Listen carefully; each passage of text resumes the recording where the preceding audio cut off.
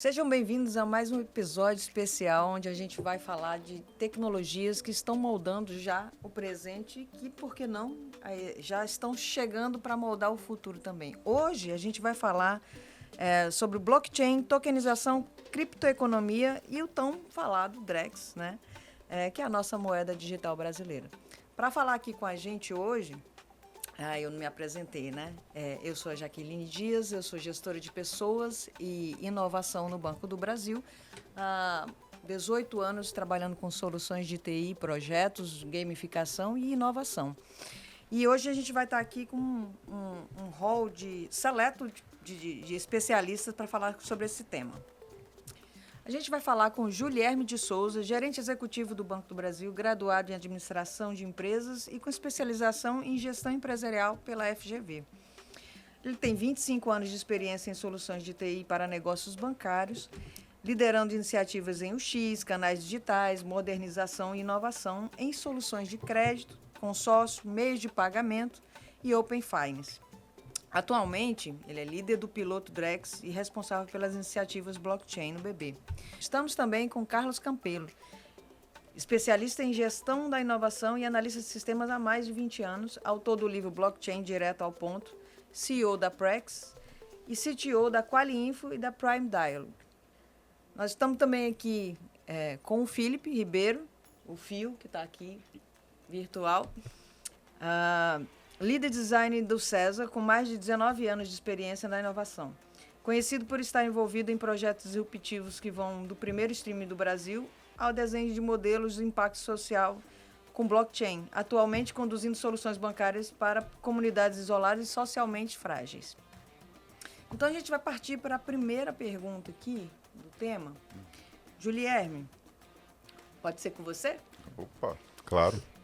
Para quem ainda tem dúvida, Julierme, explica para a gente o que é exatamente blockchain. Porque ela está sendo chamada de revolucionária. Ok. Vamos tentar, né? Explicar de uma forma simples o que é blockchain.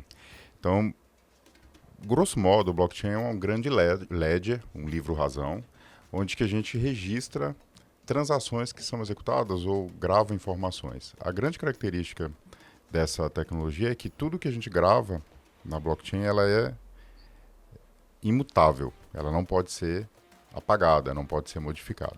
E isso é garantido por uma série de tecnologias que foram agrupadas no entorno dessa tecnologia, que é um conjunto de outras. Nós temos a criptografia, nós temos a organização dos registros em blocos, nós temos a descentralização dos bancos de dados, e eu vou explicar um pouquinho sobre isso, e nós temos aqui um framework de consenso, de validação dessas informações. Então, o blockchain, como eu já disse, ele é um banco de dados grande, ele é distribuído entre diversos participantes, que nós chamamos de nós. Cada um desses nós, eles têm uma responsabilidade de validar aquela informação. Quando há um consenso, como a gente fala, essa informação ela é gravada.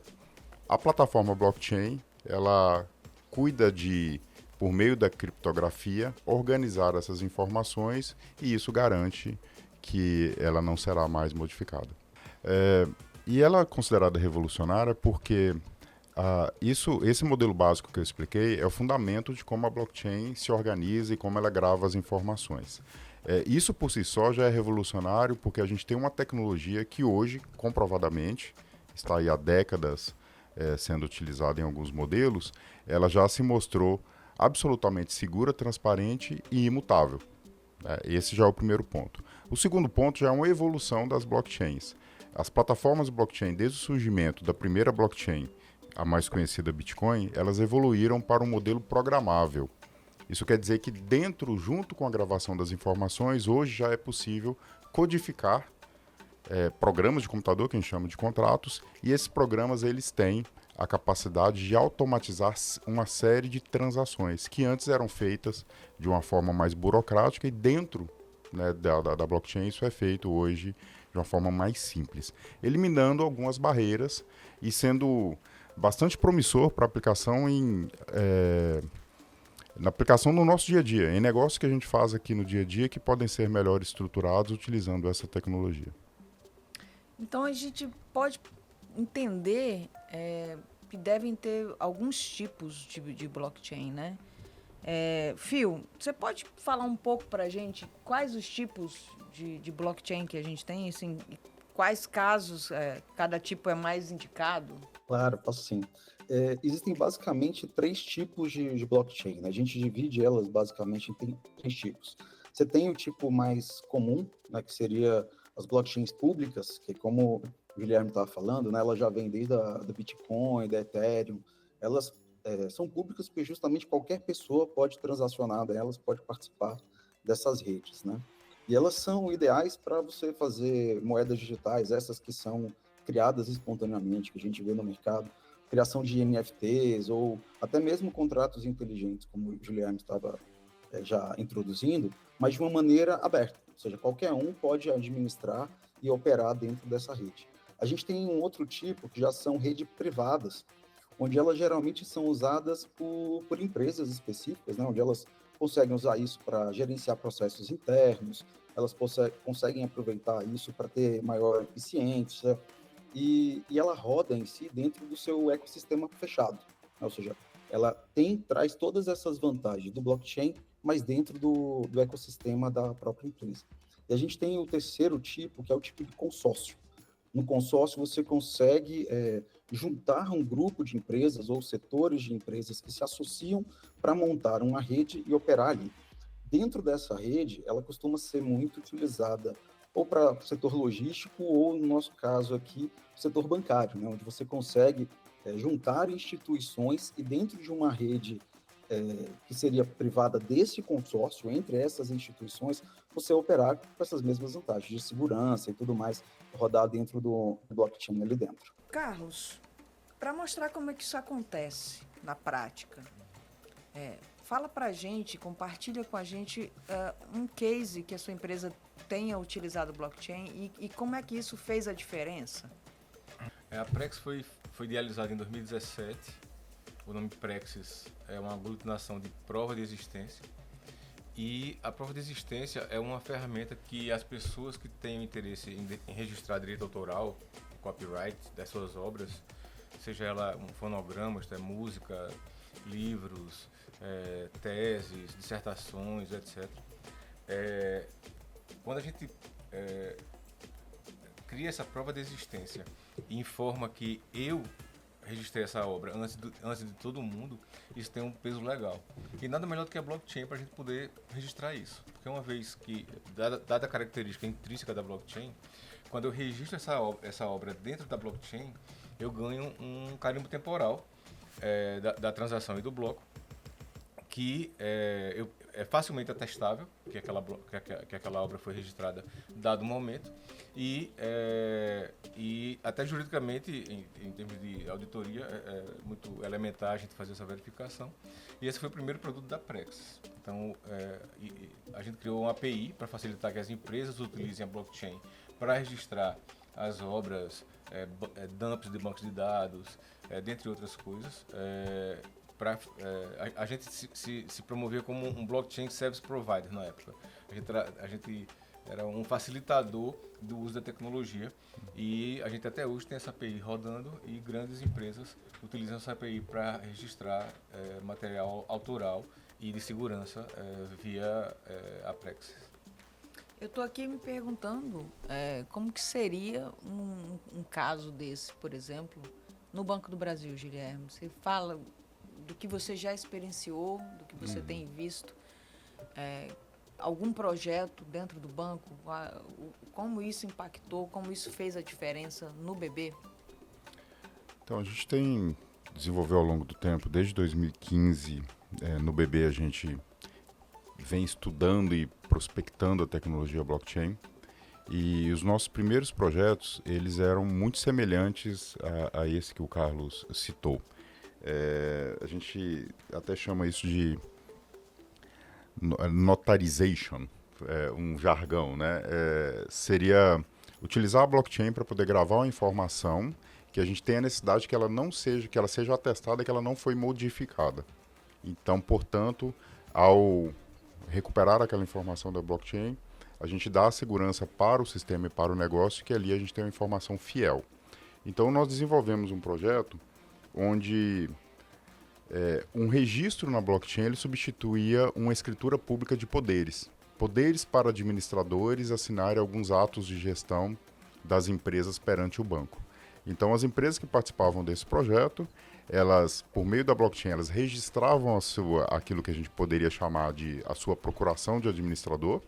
O banco reconhecia aquele registro na blockchain, atualizava os seus sistemas off-chain, os sistemas que a gente tem no banco, sistemas que controlam toda essa cadeia de procuração, por meio dessa fonte, e respeitava aquela informação. Da mesma forma, as empresas podiam, na própria blockchain, registrar uma invalidação daquela procuração. E isso causava, nas nossas aplicações, um comando inverso de retirar os poderes do administrador. Então, aqui a gente já tem um exemplo muito parecido com esse do Carlos, onde que a gente aplica uma das características da blockchain, que é recuperar a confiança.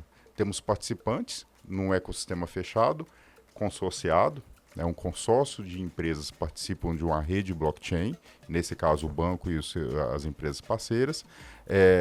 Esses participantes têm o poder de gravar informações ali e por meio da tecnologia a gente garante que aquela informação ela não é corrompida, gerando ali um ambiente de confiança. Aquilo tudo startava ali um processo de gestão dessas autorizações. E aqui é bem legal porque isso substitui uma coisa que acontece no dia a dia, que é uma dor muito forte. As empresas têm necessidade de emitir procurações para os seus administradores. E isso é feito hoje de forma manual. Vai uma pessoa em nome da empresa no cartório, registra uma escritura pública, pega aquele papel, leva para o banco, alguém lê aquele papel, interpreta e coloca no sistema. Então, ao fazer isso de forma digital, a gente já eliminou todos esses passos, transformou isso aí em algo extremamente dinâmico. Então, esse foi um exemplo de um projeto do passado que a gente fez, mas hoje o nosso foco tem sido para a tokenização de ativos. Então, a gente está utilizando a tecnologia para representar digitalmente os ativos dentro de uma rede blockchain, e a gente vai ter a oportunidade de falar isso um pouco mais quando a gente estiver falando de ativos digitais e até falando do Drex, porque as coisas se conectam, e utilizar esses ativos registrados para a gente fazer a transferência de propriedade. Entre pessoas, ou seja, os ativos que estão lá eles podem ser comprados e vendidos por clientes dentro de um ecossistema e a partir desse movimento esses clientes oferirem algum tipo de lucro, algum tipo de rendimento por meio da tecnologia. Eu estou vendo aqui que vocês trouxeram cases que mencionam sobre segurança e transparência, né? E isso passa não só pela a instituição, a Prex, o Banco do Brasil, qualquer uma outra, mas também para os usuários que estão ali fazendo uso desse movimento, né? O que vocês trouxeram fala muito sobre segurança e transparência. Os cases demonstram bem isso, não só para as instituições, as empresas, mas também para os usuários, né? Então, deve ter muito mito, muita verdade também, claro, envolvendo o tema, né? Então, Phil, é verdade que o blockchain serve só para criptomoeda? É mito ou é Não. verdade? Não, isso é um mito.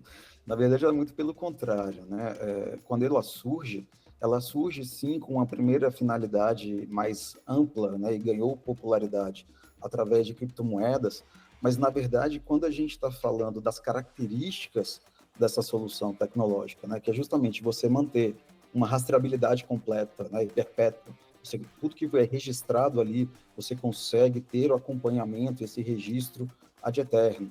Você tem uma outra característica muito interessante, que é a execução atômica dos acordos, né, que são programados ali dentro do contrato.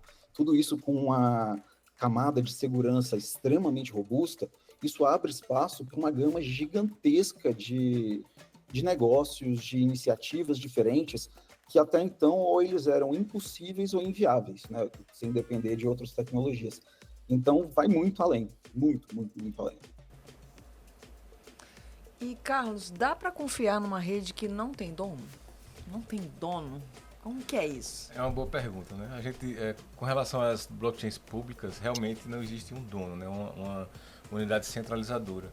Mas, na verdade, existem milhares de donos, que são os nós, e esses nós são regidos por software.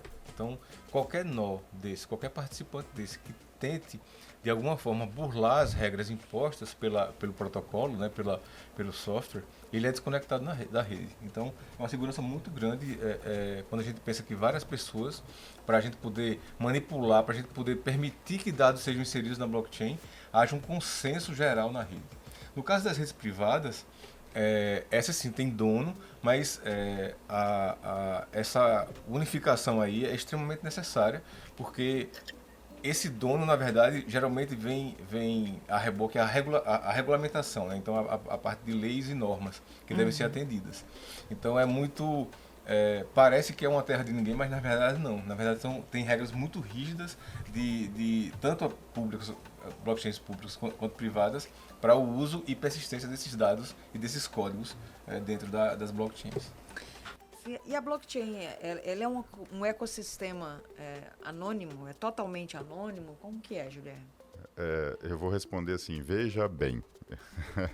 Antes até de responder, eu queria voltar numa questão.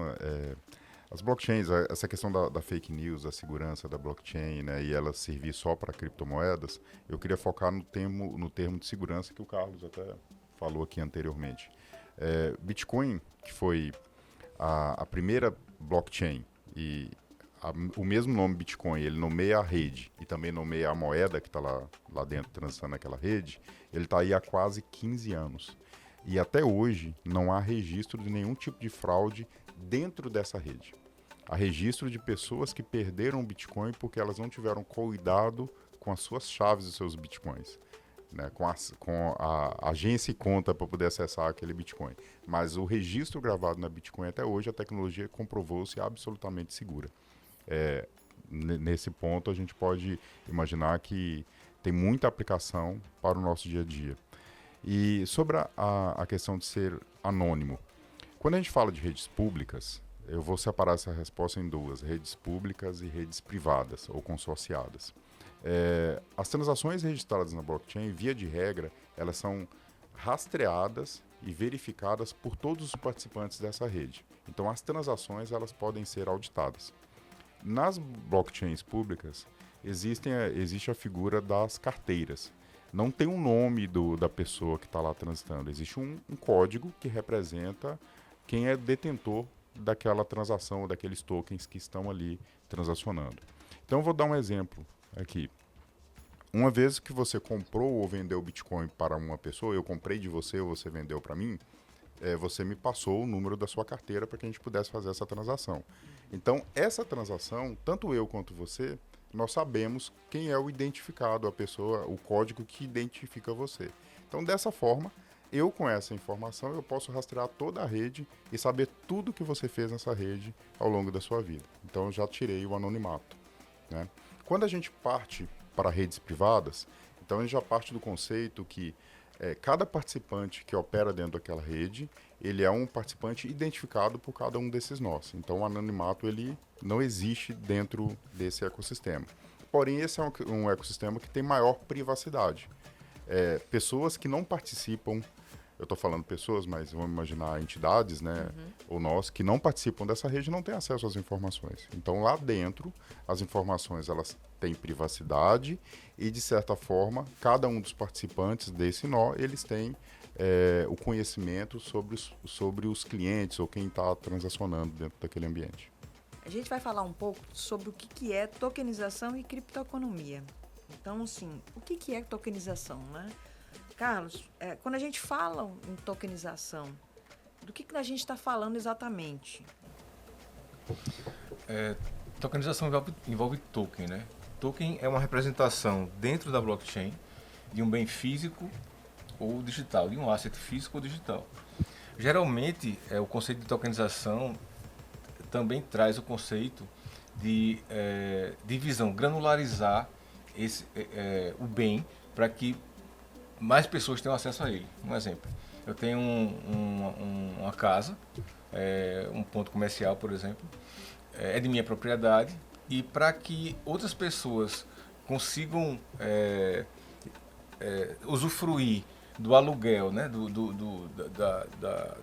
desse ponto comercial, do aluguel desse ponto comercial, eu posso criar 100 tokens e vender para essas 100 pessoas. essas 100 pessoas podem comprar esses tokens e podem se valer de parte dos proventos do aluguel recebido ao longo da vida lá do imóvel, né? Da jornada lá do imóvel quanto ao aluguel. Isso aí é um dos exemplos, mas o token pode representar qualquer coisa. O token pode representar uma obra de arte, o token pode representar, como é um dos casos da nossa... um dos projetos da Praxis. O token pode representar uma fração de uma usina de geração de energia fotovoltaica. O token pode representar um fan token de futebol, que você tem acesso exclusivo, por exemplo, a determinadas áreas do clube ou a determinadas áreas das plataformas digitais. Então, o token nada mais é do que uma representação dentro da blockchain de um bem, seja físico ou digital.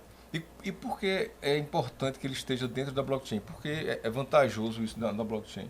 Porque por conta da interoperabilidade desse token. Eu posso fazer o que quiser com ele, eu posso permanecer sob minha custódia, eu posso oferecer como garantia de empréstimo, eu posso transacionar com um amigo, eu posso colocar à venda no marketplace. Então, essa liquidez, digamos assim, que a gente dá a esse token agrega mais valor e populariza mais, democratiza mais o acesso a determinados produtos e serviços que usualmente as pessoas comuns não têm acesso. São muitos elementos ali que a gente está falando, né? Blockchain, tokenização, criptoeconomia. Julierme, conta pra gente como é que esses elementos se conectam, como é que funciona essa engrenagem? É bacana. Para chegar nesse ponto, eu acho que é importante a gente focar aqui numa tecnologia que é um avanço da blockchain inicial, da blockchain do Bitcoin, que é Ethereum. A Ethereum ela trouxe uma evolução que é a EVM, a máquina virtual da Ethereum, que roda junto com as transações, ela executa programas. E esses programas a gente dá o nome de contratos inteligentes. Tá? Esses contratos, eles são a tradução de contratos mesmo, das coisas que acontecem nos negócios. Por exemplo, quando eu vendo um carro para você, eu tenho uma condição. Você me entrega o carro e eu te entrego o dinheiro e a gente faz um negócio. Grosso modo é isso. E a gente avalia outras questões, tipo, você pagou imposto, o carro está no seu nome, esse carro está quitado, não está alienado a nenhum tipo de financiamento. Então, são condições que a gente estabelece para fazer um negócio. O contrato inteligente é um programa de computador criado dentro da blockchain da Ethereum, por exemplo, que representa cada uma dessas cláusulas. Então, beleza, isso aqui é uma base para a gente entender. O Carlos já explicou o que é um token. O token é a representação digital de um ativo dentro de uma rede blockchain. Esse ativo ele pode ser digital, como um Bitcoin, e ele pode ser um ativo físico, como esse carro que eu acabei de explicar aqui para você. Então, vamos imaginar que eu queira automatizar esse negócio, compra e venda de carro por meio de uma tecnologia blockchain. Eu parto do pressuposto que eu tenho um token que representa o carro, eu parto do pressuposto que eu tenho uma moeda, exemplo, Bitcoin ou outra, digital que está dentro desse ambiente. Eu parto de um outro conceito que é muito importante, criado dentro dessa rede Ethereum e depois copiada por outras redes, porque existem diversas outras que foram criadas a partir desse mesmo conceito, que é o conceito de wallet, carteira. Tudo que está na sua carteira é seu. Todos os tokens que estão depositados dentro daquele código que você tem na rede blockchain, que a gente chama de carteira, eles pertencem a você. E a gente usa os contratos inteligentes desse processo para poder fazer os negócios. Tudo isso junto, token, moeda digital, carteira e contratos inteligentes, eles formam o que a gente chama de criptoeconomia, que é a possibilidade da gente transferir para dentro do ambiente digital, sustentado por uma blockchain, a automatização dessas coisas que acontecem no mundo real. E com toda essa gama de características que a blockchain traz, mais essa programabilidade, a gente tem uma infinidade de negócios que podem nascer. E negócios inovadores. E aí, se a gente for aprofundar, eu acho que o Carlos, acho que o Phil aqui tem muito para poder até explicar sobre isso. Se a gente for aprofundar, existem negócios, entidades, coisas que estão sendo criadas dentro das blockchains que não tem um governador central, portanto a gente chama isso de aplicativos descentralizados, realizando uma série de negócios inovadores que vão desde empréstimos com garantias de moedas ou de ativos digitais, até uma simples compra e venda de um veículo, como eu expliquei. Você quer comentar, Phil, sobre isso? Sim, é bem interessante. Quando a gente fala de contratos inteligentes, isso abre uma gama de possibilidades a de infinito, praticamente. Porque você pensar que toda a fragilidade de contratos, como a gente vê no mundo real hoje, ele depende da confiança e boa-fé entre as partes. Eu tenho que acreditar que o outro vai fazer. Eu não tenho um fiel na balança. Eu não tenho alguém que garanta, de fato, que aquilo vai ser cumprido, aquele acordo vai ser concretizado se as partes fizerem isso. A gente tem dentro do mundo real como você recorrer depois, né? Ou seja, eu fui lesado em alguma coisa, e aí eu tenho que recorrer à justiça e tudo mais, ou recorrer a algum ente para tentar resolver. O que torna mais disruptivo e mais interessante toda a questão da criptoeconomia está no smart contract, porque uma vez que as partes negociam quais são os termos do acordo, se eu te entregar isso, com base nisso, você me devolve aquilo, essa troca de coisas, né? Você cria quais são os requisitos para ser cumprido. O contrato é o próprio fiel da balança. Então, uma vez que esses requisitos são cumpridos, o contrato ele consegue se executar sozinho, automaticamente, sem intermediação de ninguém. E se ele foi montado, né? Ou seja, as partes concordaram que os termos eram justos, vai ser executado de maneira assertiva. Então, isso traz possibilidades diversas, desde pagamentos diferentes, como está falando, transação de carros, pode ser feito para qualquer coisa, literalmente qualquer coisa que é feito no mundo real, você consegue levar, trazendo essas características para o mundo digital. Esse exemplo do carro, ele é bom porque ele é bastante didático, mas ele já está até ficando assim, bastante usado, mas ele traduz bastante. E isso que o Phil colocou é muito importante, porque nesse negócio de carro, a gente tem um risco da terceira parte envolvido, que é assim, olha, Jaqueline quer me vender o carro e eu quero comprar. A gente hoje precisa ir a um cartório para assinar um documento para que esse negócio tenha, depois, quando a gente vai ao Detran e faz a transferência, ele tenha validade jurídica. Só que acontece muito comum, você pode chegar a imaginar, quando você chega no cartório, fica um vendedor e o comprador. Um fala assim, olha, eu não vou assinar o documento enquanto você não me transferir o dinheiro. E o outro fala, eu não vou te transferir o dinheiro enquanto você não assinar o documento. E aqui cria um impasse. Por quê? O primeiro que cede, ele coloca o risco da terceira parte do outro não cumprir. Né? Você pode assinar o documento e eu não te transferir o dinheiro. Você, obviamente, vai reter o documento e não vai me transferir o carro. Mas eu posso te transferir o dinheiro, que é pior, e você não assinar o documento e ficar com o meu dinheiro. Então, esse risco está envolvido. Alguém cede, o negócio acaba acontecendo e existe todo aqui um fluxo bem tortuoso até o carro estar no seu nome. O que a gente está dizendo aqui é que a tecnologia ela pode resolver tudo isso. Né? Uma vez que eu apresentei para a rede blockchain o dinheiro e o Phil ou você me apresentou para a rede blockchain por meio do contrato inteligente o carro, e o contrato tomou conta de tudo, fez todas as verificações, ele se auto-executa. Então, garante que eu possa te transferir o dinheiro, que o dinheiro vai para sua conta e que o carro vem para minha carteira, né? A gente fala dessa forma, de uma forma automática, sem necessidade de nenhum outro intermediário nesse meio. E você trouxe o exemplo do carro, né? Isso já acontece hoje? Onde que está sendo já implementada, assim? Onde essa tecnologia já está sendo implementada hoje? Do carro ainda não existe, porque a gente tem uma questão no Brasil, trazendo para o contexto brasileiro, ainda uma questão do regulador desse ativo, e aqui a gente está falando que existe uma entidade, que são os Detrans, o Senatran, que é quem regula o ativo, o veículo, e a propriedade do veículo está sob posse desse, eu vou colocar entre aspas, regulador, né, do ativo. Porque, na verdade, o Senatran ele vai muito além do que isso, né, para poder falar. Mas a gente já tem aqui no Brasil, por exemplo, alguns cases envolvendo a transferência de imóvel, que segue também de uma forma mais complexa, mas segue a mesma lógica. Então, já tem alguns cartórios, por meio de parceiros, provedores de tecnologia, automatizando esse contrato, né, essa tokenização do imóvel e deixando mais simples a transferência de propriedade. Isso a gente já tem conhecimento, tá? No sul do país mesmo já tem uma empresa explorando a tokenização de imóvel.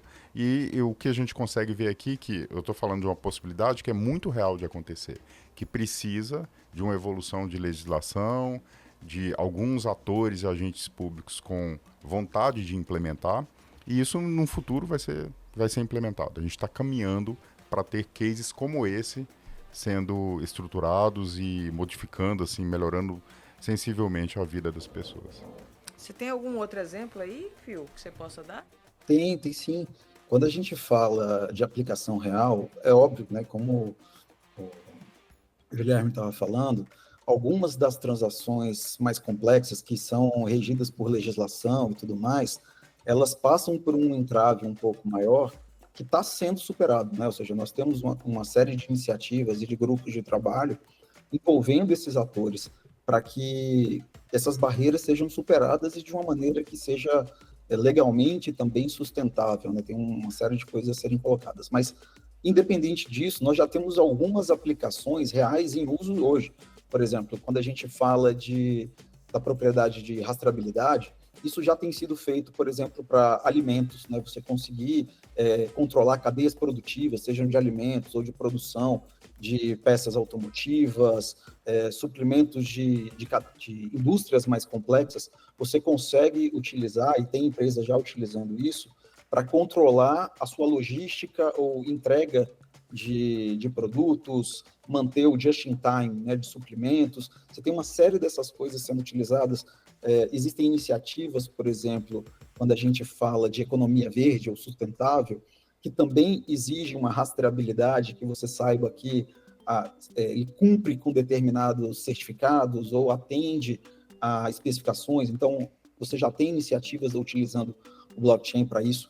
A gente tem, por exemplo, na área de arte e leilão, né, troca de peças de arte, de valores mais intelectuais, isso está bem avançado, porque ele tem menos restrições legais, então já é uma utilidade que já caiu no uso comum. Você consegue fazer, qualquer um consegue tanto disponibilizar e vender obras de arte tokenizadas, como comprar e fazer um mercado que, inclusive, se tornou muito mais democrático com isso.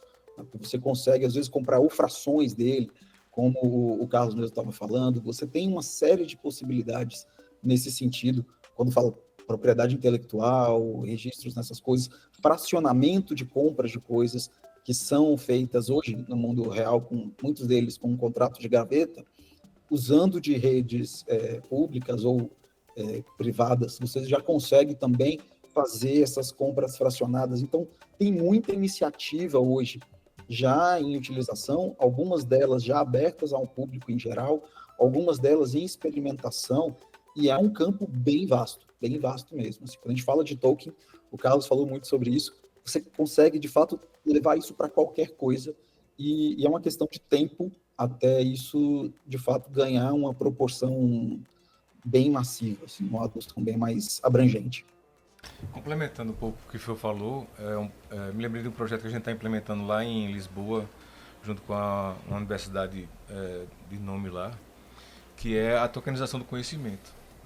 Então a gente tá junto com a faculdade e cursos de capacitação, fazendo com que essas instituições de ensino consigam emitir certificados e diplomas e registrá-las na blockchain, gerando um hub de conhecimento para o estudante. Então, assim, eu na qualidade do estudante, eu vou ter um local único lá, uma carteira própria, que toda vez que uma entidade emitir um diploma, ela vai ser transferido para mim. Claro que esse diploma eu não posso transferir para outra pessoa, visto que o conhecimento seu, né? não funciona dessa maneira, né? Mas isso apresenta várias camadas de segurança de que aquela instituição realmente emitiu aquele diploma e para aquela pessoa, naquela data, e aquela pessoa está capacitada segundo aquela instituição. Outra coisa é o seguinte, a Praxis, ela lida como um intermediador, porque a informação sempre vai estar lá. Então, caso a gente deixe de existir, isso não vai impactar em absolutamente nada a manutenção, né? a perenidade desse banco de dados. Vai estar lá na blockchain, então a pessoa vai estar segura e é um protocolo, é um protocolo aberto. qualquer instituição vai poder emitir um diploma lá e utilizar a nossa rede, nossa API, ou diretamente na blockchain se quiser também, o contrato vai estar à disposição lá, para poder transferir o conhecimento, só para ratificar a gama de possibilidades que um token apresenta em aplicações do mundo real. Esse exemplo que me lembrou de uma questão que a gente tem discutido bastante. Eu acredito que o Fio deve estar acompanhando. A gente fala muito de identidade digital descentralizada, que é a capacidade da gente, por meio de blockchain, identificar as pessoas. E na prática é o seguinte, cada um de nós pode ter uma identidade na rede digital e dentro dessa identidade a gente carregar uma série de informações, desde as informações cadastrais básicas, dado de nascimento, cidade, etc., aquilo que a gente tem no nosso dia a dia, até questões como essa. Uma certificação de um curso de graduação, de mestrado ou cursos de extensão que eu fiz, que todas elas estariam registradas num único lugar e carregadas aqui na minha carteira, que é a minha identidade digital, descentralizada. Aí você fala, mas pô, precisa ser blockchain? Bom, se não for blockchain, vai estar na solução de uma empresa, que passaria a ser detentor da sua identidade. Quando a gente fala que está dentro da blockchain, ela está gravada num ambiente que é perene para o resto da vida e não tem um dono, só você. Isso é uma característica importante que a blockchain, que as soluções da blockchain, elas trazem. Você é dono da sua informação. Aquele ativo que está com você, só você tem acesso, ninguém pode mexer. E por meio das identidades descentralizadas, a gente imagina que a pessoa, o ser humano, vai ter condições de controlar o que ele divulga. O que determinado ator, participante, pode ter acesso da sua identidade. E aí vamos pegar esse caso. Vamos supor que uma empresa estivesse fazendo a seleção de algum candidato para poder trabalhar numa posição específica lá. E para essa posição ela precisasse de uma comprovação de que aquela pessoa tem determinada graduação. Ao invés de pedir o diploma físico, a pessoa poderia compartilhar a sua identidade descentralizada e essa entidade verificar que dentro daquela identidade tem uma formação emitida pela faculdade XPTO, que portanto é válida, não é corrompida, e confiar nessa informação e dali para frente partir para um processo mais aprofundado de contratação. Então, assim, campos de possibilidades com a tecnologia, eles são imensos. Quando a gente fala de tokenização, quando a gente fala de registros gravados dentro da blockchain sob domínio das pessoas que são imutáveis e são certificados porque teve uma entidade acreditada que foi lá e gravou, a gente pode pensar em como isso pode revolucionar a nossa vida.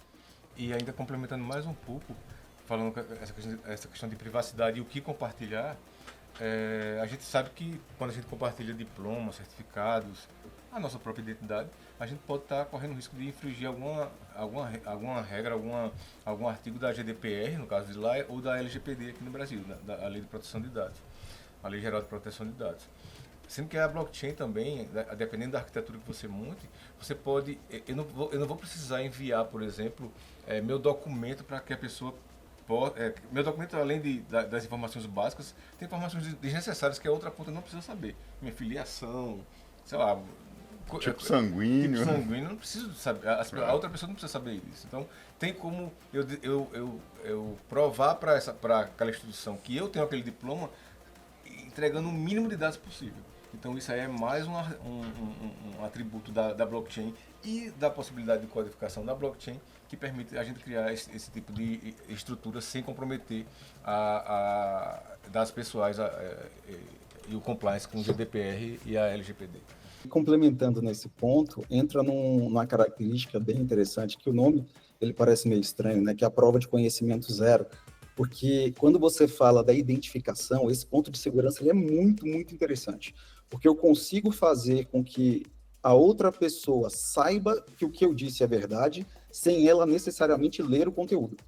Então, a própria estrutura do blockchain, ela pode dizer, olha, isso que você quer saber é verdade, sem ele ter acesso ao conteúdo, se isso não fizer parte do nosso acordo.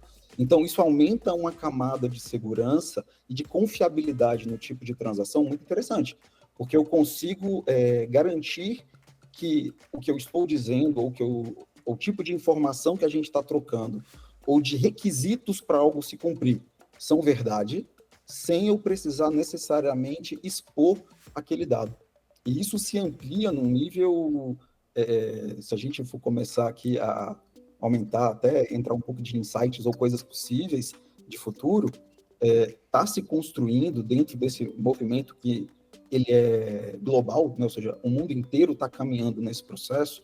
A gente tem criado mecanismos, inclusive, de redes compartilhadas, exclusivas entre bancos centrais, exclusivas entre outros agentes, né, que são regionais e internacionais, e você consegue fazer ponte entre eles.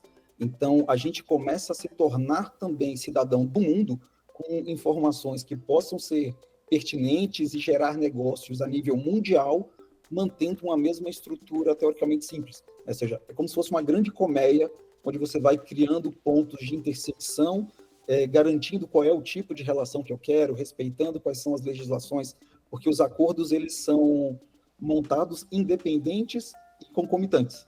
Então, gera uma gama imensa e muito interessante de futuro. Isso que vocês trouxeram, assim, esses exemplos e os insights que vocês trouxeram, dão para a gente que está ouvindo, que está vendo a nossa conversa aqui, o entendimento de como é simples, mas também, pelo menos para mim, está passando um sentimento de segurança, confiabilidade, de firmeza, porque apesar de ser uma coisa super simples, né? Como é exposto, como compartilhado, como são compartilhados os dados nesses elementos, neste formato, e o tanto que tem a segurança, que traz a segurança de poder ter os dados ali, como você falou, Carlos. A empresa interveniente, ela vai e coloca o dado na blockchain e ela pode sumir amanhã e ele está ali. Ele está acessível, né? Ele está à mão para continuar servindo dentro daquela rede, dentro daquele contexto. Não some, como disse o Guilherme, né? Não é a empresa não fica detentora daquelas informações. E aí já tem um outro lugar também que eu fiquei aqui me imaginando, né? Eu tenho um certificado, um diploma, que ele está ali na blockchain. Isso representa o conhecimento que eu tenho, né? O conhecimento eu não vou conseguir passar. Mas se é colocado num determinado tipo de documento, o certificado, que a gente entenda que ele tenha validade em algum outro fórum, ele pode ser negociado. Uhum. Né? E isso, cara, minha cabeça está fazendo assim, ó, dando um boom aqui.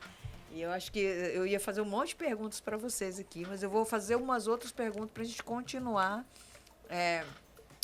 aprofundando aqui na temática, né? Então vamos falar um pouquinho de Drex, que é o assunto que está quente no momento, né? Carlos, fala pra gente o que é o Drex e se ele se diferencia de uma criptomoeda, se ele é uma criptomoeda, como que é isso? Ao lado do especialista, eu vou sentir mais segurança em falar aqui sobre o que é o Drex. O Drex, na verdade, vai muito além de uma criptomoeda, né? É um ecossistema, é a blockchain e também envolve o real digital, que é uma criptomoeda do Banco Central. O Drex ele é desenvolvido numa blockchain chamada Hyperledger Bezo, que é uma blockchain que é compatível com a EVM, como o Guilherme falou, ele é oriundo da Ethereum, né? É programável, então você consegue criar smart contracts, né, contratos inteligentes dentro desta rede. Porém, é uma blockchain permissionada. Então, atores selecionados dentre as instituições financeiras e outras entidades que a gente vai poder falar daqui a pouco, provavelmente, vão poder participar dessa rede para que essas trocas entre essa tokenização de diversos tipos de ativos, seja um automóvel, seja um terreno, seja um imóvel, seja até produtos financeiros propriamente dito, possam ser manipulados através dessa rede. A grande diferença, basicamente, são duas. É uma rede permissionada, está bem distante de uma rede pública, com determinadas regras que são impostas pelas unidades reguladoras, seja leis e sejam as normas. Vai ter uma moeda digital lá, vai ter uma criptomoeda, digamos assim, mas é uma moeda de Banco Central lastreada, fiduciária, né, com a segurança e o lastro do Estado brasileiro, por assim dizer. E vai ser uma rede operada por instituições financeiras regulamentadas. Espero que... Você falou perfeitamente, nem poderia falar diferente. Eu queria, assim, pegar e contar um pouquinho da história até onde... Por que a gente chega nesse ponto de começar a falar de Drex? Então, se a gente volta lá no tempo, em 2012, se eu não me engano, a gente tem o surgimento da primeira blockchain e também da primeira criptomoeda criada, que foi o Bitcoin. Então, a blockchain Bitcoin foi criada e nasceu ali por dentro a criptomoeda chamada Bitcoin. E esse foi um grande case para mostrar que a tecnologia ela era suficientemente capaz para registrar transações de uma forma segura, que as transações não seriam modificadas, e ali criou-se uma tentativa de criar uma moeda que não tivesse controle de bancos centrais, que o Estado não pudesse botar a mão naquele ecossistema.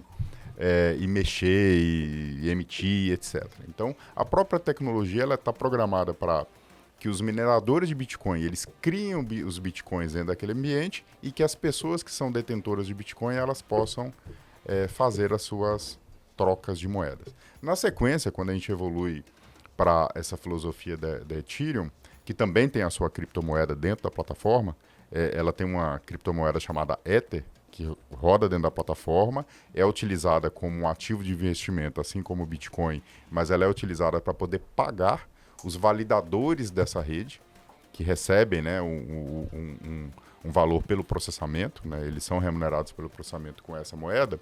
A gente começou a ver uma explosão de criptomoedas e surgiu uma série de outras aí, de meme coins, Dogecoin, né, a gente já viu, e outras moedas emitidas por diversos emissores. E essas moedas, elas tinham uma característica muito interessante. O Bitcoin, por exemplo, ele não tem lastro. Não tem nada fora desse ambiente que diga assim, olha, esse Bitcoin realmente tem um valor. Se o token sumir, você tem direito a uma pepita de ouro. Não tem lastro. Então o Bitcoin ele tem um valor em si próprio. É o valor que as pessoas identificam que ele tem. Isso acontece com a maioria das criptomoedas. Eu vou me alongar um pouquinho para a gente chegar nesse ponto. Sem problemas. Daí, muitas pessoas queriam transacionar nesse ambiente de blockchain, mas não confiavam nas criptomoedas, porque elas não tinham valor. Altamente especulativo, uma hora esse negócio vira pó, como diversas já viraram, inclusive. Um dia é vendida por $10, outro dia não vale nada. E as pessoas perdem dinheiro. Aí surgiram as stablecoins. Stablecoins são criptomoedas lastreadas em ativo. O que eu quero dizer? Quem emite essa criptomoeda, ele diz e ele comprova que ao emitir essa criptomoeda, ele tem do outro lado um ativo. Exemplo, dólar. A stablecoin mais famosa e a maior do mundo é a Tether, por exemplo. Então a Tether é uma empresa que emite a sua moeda, a Tether, e para cada Tether emitido ele guarda $1 numa conta bancária. E vem uma empresa de fora, audita aquilo ali e tal. Ou seja, quem é dono de um Tether tem a garantia, por meio de auditoria desse emissor, de que existe $1 depositado ali que vai calcionar aquele ativo. Portanto, ele não perde valor, ele vale $1. Né? A partir disso, né, a gente já tem ali um movimento de utilização dessas stablecoins e por aí vai. E os bancos centrais olham para esse ambiente e falam assim, olha, a gente está tendo uma substituição da moeda fiduciária, que é a moeda emitida pelo Banco Central de todos os países e, portanto, uma moeda de Estado, por um instrumento digital. O que a gente pode extrair disso aí? Se a gente não falar de uma teoria aqui que existe um cabo de força, né? Olha, essa tecnologia ela é interessante. Ela traz capacidades que podem ajudar a gente a melhorar um ambiente de negócio, como esse da tokenização, como a possibilidade de ter um ambiente onde os negócios são feitos ali de forma digital e automatizadas. E aí surge o movimento das CBDCs, que são as moedas digitais de bancos centrais. Isso que é o Drex, é uma moeda digital de um banco central emitido dentro de uma plataforma de blockchain, que neste caso é uma plataforma do Drex, governada pelo Banco Central, que tem os participantes, que são as instituições financeiras. Então a gente chega neste ponto e responde, né, muito como essas coisas se conectam. Maravilha. Acho que você deu um... Eu já estava para te perguntar ali sobre as stablecoins ali, e aí você já entrou e já me deu todo o cenário aqui para entender melhor. Só uma complementação até bem interessante, tá? Fora do Brasil, esse movimento de emissão de CBDCs, ele está também especialmente muito forte. Aqui no Brasil a gente tem um piloto Drex, mas existem pilotos e implementação de moedas digitais em vários pontos do mundo. Tinha um recente estudo, mostrava que tem até um site onde que a gente faz um acompanhamento, um track de todos os países que estão e qual estágio que está o desenvolvimento das moedas digitais. Cerca de 90% das maiores economias do PIB mundial está investindo nesses projetos envolvendo moeda digital de Banco Central, que são as CBDCs. Muitos desses países eles estão investindo nisso para resolver uma questão que para a gente já está resolvida, que é pagamento instantâneo. A maioria desses países não tem um instrumento como a gente tem no Brasil, que é o Pix, para fazer pagamentos instantâneos, transferência de valores de forma instantânea. Então eles viram na tecnologia blockchain e na emissão das CBDCs a possibilidade de se resolver essa questão do pagamento instantâneo por meio de um instrumento dos próprios bancos centrais. Aqui no Brasil não é essa a nossa abordagem. Quando a gente fala em desenvolver o Drex, o que a gente está buscando? Poxa, eu já tenho aqui no Brasil bem estruturado um sistema de transferência de reserva, que transfere de recursos entre os bancos. Isso funciona perfeitamente há mais de 20 anos. E a gente já tem aqui no Brasil um mecanismo chamado Pix para transferir recursos entre pessoas, entre empresas de forma instantânea. O que isso poderia agregar? A chegada de uma CBDC ela poderia agregar para o mercado brasileiro, visto que a gente já tem 2 instrumentos bons, funcionam super bem, que não existe até coisas parecidas no mundo. A programabilidade. Uma vez que a gente estabelece uma rede blockchain baseada em EVM, que permite a programação de contratos inteligentes, a gente coloca a moeda digital oficial do Brasil, o real digital, portanto o Drex, dentro dessa plataforma. A gente traz os ativos do mundo real para dentro dessa mesma plataforma. A gente permite, por meio de contratos inteligentes, melhorar essas transações dentro de uma plataforma segura, de Estado, que representa o que nós temos, a autoridade do Banco Central, regulado no sistema financeiro, que garante privacidade, LGPD e sigilo bancário. E com transparência e facilidade. Eu já estava até me perguntando, Fio, se o Drex poderia substituir o Pix, né? Mas aí o Julierme trouxe aqui que a intenção, pelo que eu entendi, é que mantém o Pix e segue com o Drex paralelo. É isso? E são complementares. Eles são complementares. São tecnologias que elas se complementam. Porque são finalidades, como o Juliano explicou, de maneira irretocável, né, essas diferenças. Uma coisa é a moeda em si, e com outras características que uma moeda física não consegue ter, né? Como ele falou ali, você ter um smart contract, você conseguir que a moeda entenda o que ela vai fazer para poder mudar, né? Você tem um mecanismo disso. E a outra coisa é a moeda em si, né? A troca e tudo mais. Então, eles são bem complementares. E esse mudar, vamos dizer assim, essa implementação, essa evolução do Drex, para que ele possa tomar esse lugar realmente, assim, quais são os desafios assim, que você acha que a gente precisa, a gente enquanto mantenedores desse ecossistema, focar e olhar para isso? Nós temos, assim, uma série de discussões sendo feitas hoje de uma maneira bem acelerada. Acaba que o público em geral não tem tanta visibilidade do como é uma comunidade ativa. Ou seja, nós temos tanto as instituições financeiras como reguladores, um movimento muito grande, de uma quantidade muito grande de pessoas discutindo sobre isso, e a gente consegue destacar alguns pontos que são os que acabam sendo mais nevrálgicos, né, onde a gente fala um pouco mais. Um deles é em velocidade das transações ou capacidade de processamento. Quando a gente está falando nisso, pensando um país continental como o Brasil, volumes tão grandes de dados, né, e pensando que eu não estou só transicionando uma moeda, mas eu estou agrupando e juntando, né, aglutinando de maneira perene uma quantidade ad infinito de informação, essa preocupação arquitetural é uma preocupação bem grande, né? Como é que a gente vai ter uma estrutura sustentável que mantenha e que consiga ser perene para daqui a 15, 20, 30, 50 anos a gente ter todas essas informações guardadas e que isso seja questão de infraestrutura mesmo, máquinas, servidores, redes, que tudo isso comporte e faça tudo funcionar. Isso é um ponto. A gente tem as regras de negócio em si, a gente estava falando, né, de blockchain, são várias blockchains, não é uma.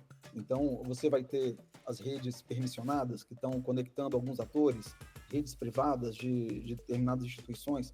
Qual vai ser a regra que vai fazer com que essas múltiplas camadas de blockchain consigam comunicar da maneira mais eficiente? Essa é uma das discussões que a gente tem feito, né, para encontrar qual é a melhor solução, qual é o melhor caminho para essas pontes de troca de informação. Será que tudo tem que estar em blockchain? Ou quais são as informações que cabem estar numa blockchain, quais não? Quais vão ficar armazenadas em qual propriedade, né? De quem é a tutela de determinada informação? E um dos pontos mais importantes, que é o de regulamentação, né? Ou seja, o que a gente está falando, para não ser um mecanismo simplesmente anárquico, para que ele tenha, de fato, perenidade, ele tem que estar regulamentado. Ele não pode ferir legislações, ele não pode ferir acordos ou normas que já existam para uma sociedade se manter. Então, a adequação desses órgãos, das entidades, das leis em si, é um processo que ele costuma ser natural, né? Ou seja, a gente costuma regular a partir de um comportamento social que já está implementado e, às vezes, uma coisa depende da outra, porque para implementar uma nova cultura eu também preciso de uma regulamentação para não ferir uma lei quando eu estou fazendo alguma coisa. Então, são alguns entraves que eles estão sendo desenvolvidos e já estão sendo desembaraçados, né? E para não ficar um ar pessimista, eu trago uma notícia muito boa para quem está ouvindo, é que o Brasil ele está bem avançado em relação aos outros países em questão de aplicação prática. Quando a gente vê investimentos, né, em CBDC, como o Guilherme está falando, é um movimento geral, mas é uma preocupação legítima de todos os países de como que a gente vai levar isso em aplicações práticas. Todo esse papo do que a gente está tendo aqui, de aplicações, de maneiras, de como vai, isso faz parte da característica do brasileiro, dessa inventividade, e isso tem se traduzido em como a gente tem achado soluções de blockchain e tem sido referência para outros países. Em fóruns internacionais, é sempre muito bem citado quando a gente leva o que a gente está fazendo aqui, qual é o nível das discussões práticas, e isso está sendo bem legal e mostra que há um potencial muito grande disso vir à prática e se tornar algo do dia a dia, de fato, de todos os brasileiros muito em breve. E vindo à prática, assim, vindo para o dia a dia, você acha que o Drex vai ser tão popular, vai impactar tão grandemente como o Pix impacta a vida das pessoas hoje? Então assim, eu posso fazer exercício de futurologia aqui. O Pix é um fenômeno de popularidade, de efeito social gigantesco, porque ele, de certa forma, ele bancarizou muitas pessoas que estavam fora do sistema financeiro, que não tinham acesso a meios de pagamento, como o cartão de crédito, eles passaram a ter uma conta em algum banco e, na sequência, passaram a ter um código para poder fazer pagamentos por meio do Pix. Então, a gente vê essa transformação gigantesca no mundo, aqui no Brasil, né, na população brasileira.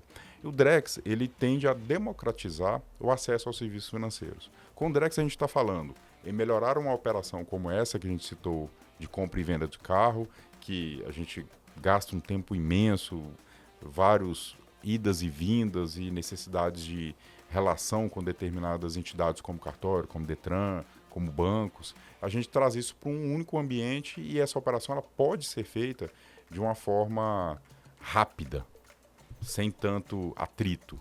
O mesmo a gente fala quando vai falar de uma compra e venda de um imóvel que demora dias até meses. Isso pode ser feito com todos esses agentes conectados, ser feito em questão de horas ou questão de dias num ambiente desse. E a gente também busca com o Drex, e isso deve ser bem visível na vida das pessoas, o acesso a produtos financeiros mais sofisticados e às vezes inacessíveis para alguns clientes.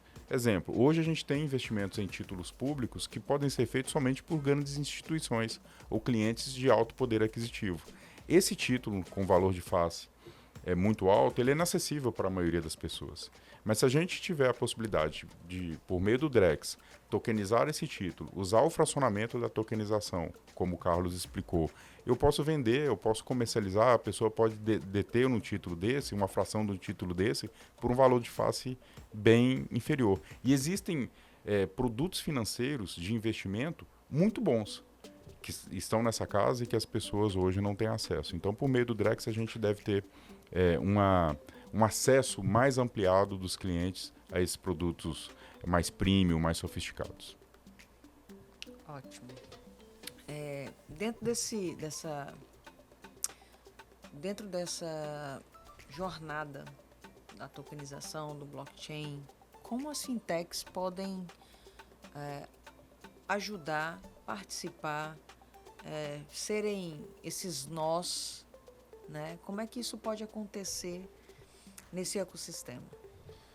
Eu acho que tanto os bancos tradicionais quanto as fintechs, todas as instituições financeiras que participaram desse ecossistema, eu sou bem otimista com relação a isso e tenho um pouquinho a contribuir com relação à contribuição do Pix e a contribuição do Drex. Como o Guilherme falou, o Pix realmente foi um fenômeno assim, de bancarização, acesso a uma conta corrente, a gente poder andar na rua indo para literalmente qualquer lugar, sem um real no bolso, a gente ter acesso a produtos e serviços de qualquer sorte. Isso aí realmente foi incrível.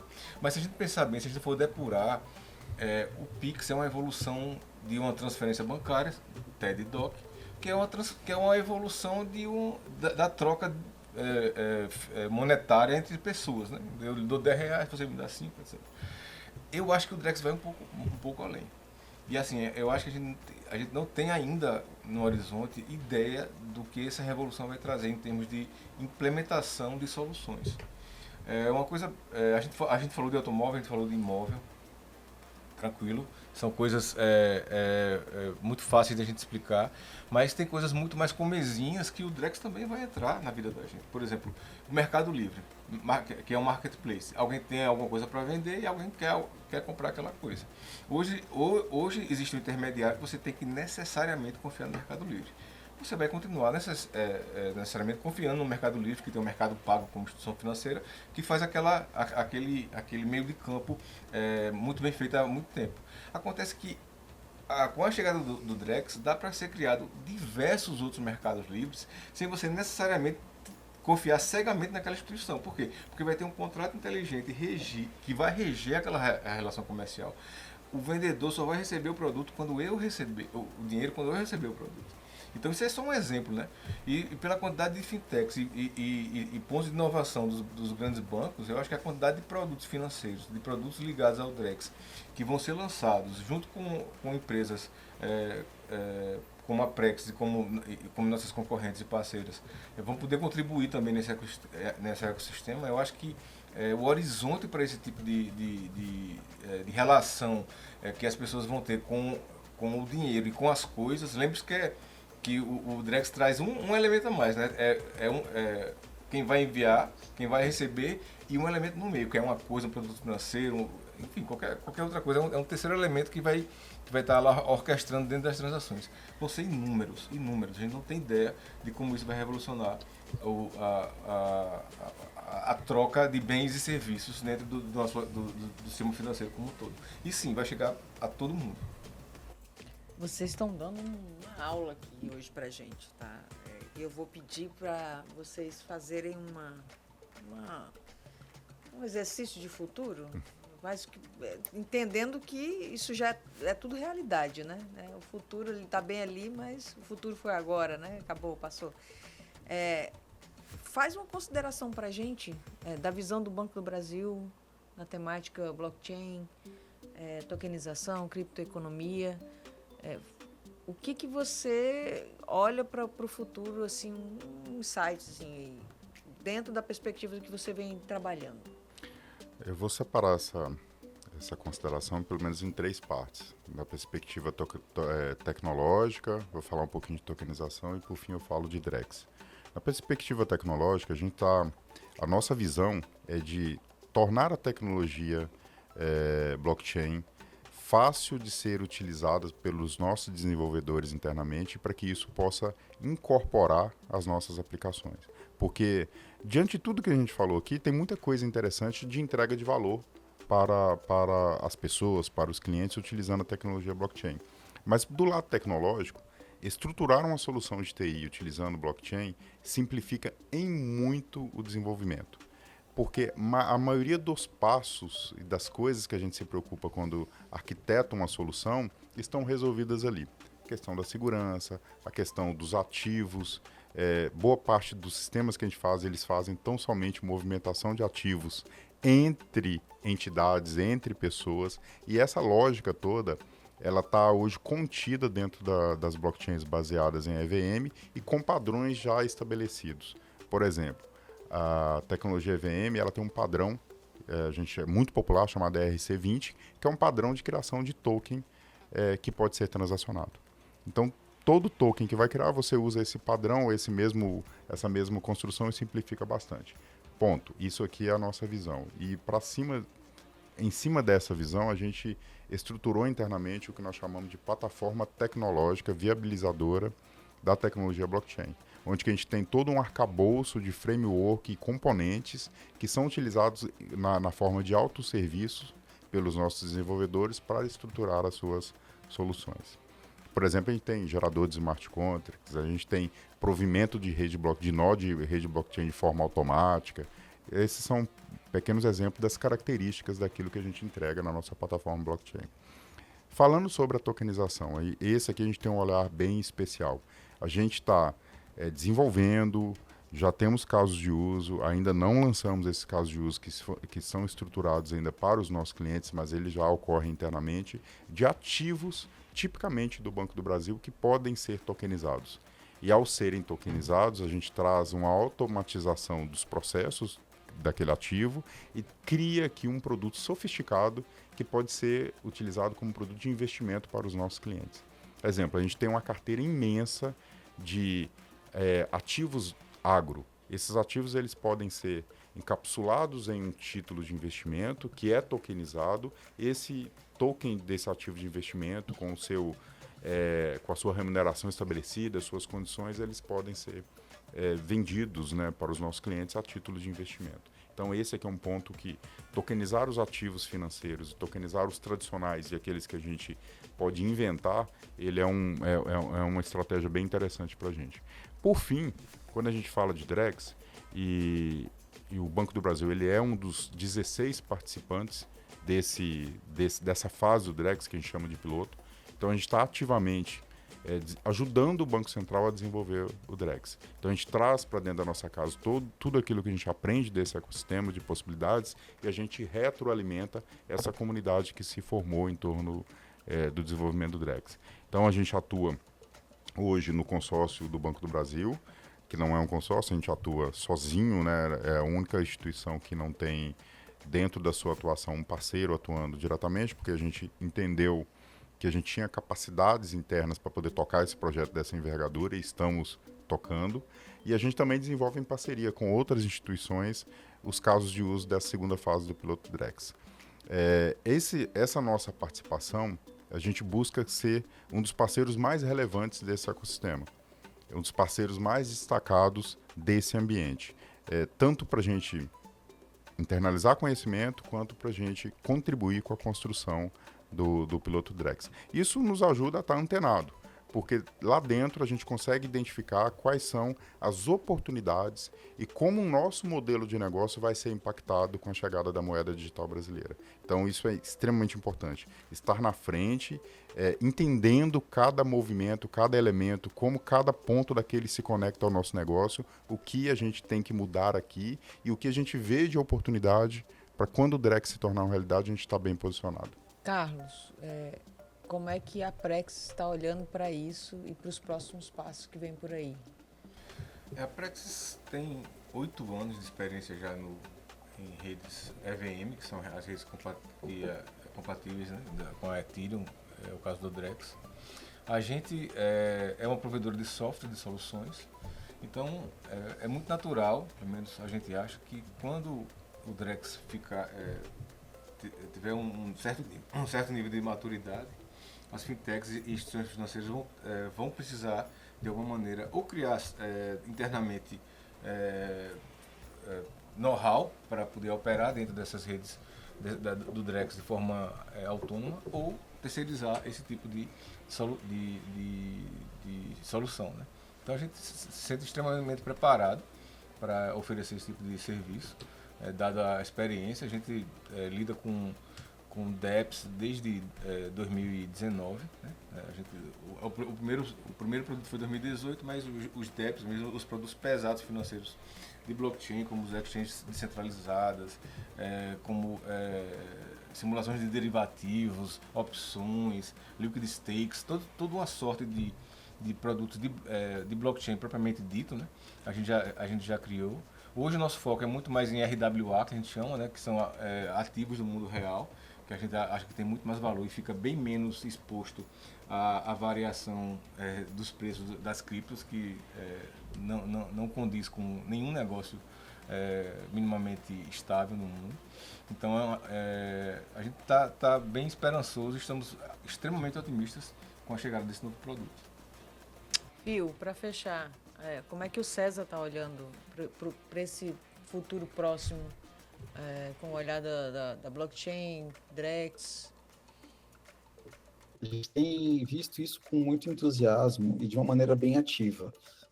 A gente tem tido uma participação bem grande, junto com tanto os clientes quanto parceiros nossos, em como desenhar esses novos negócios, como que a gente consegue preparar o mercado tanto para interagir com produtos e serviços aderentes, né? Ou seja, com modelagens de negócio que estejam aderentes para o Drex, mas não só de maneira a esperar o Drex, como que a gente consegue também já ir criando uma infraestrutura de negócio, né?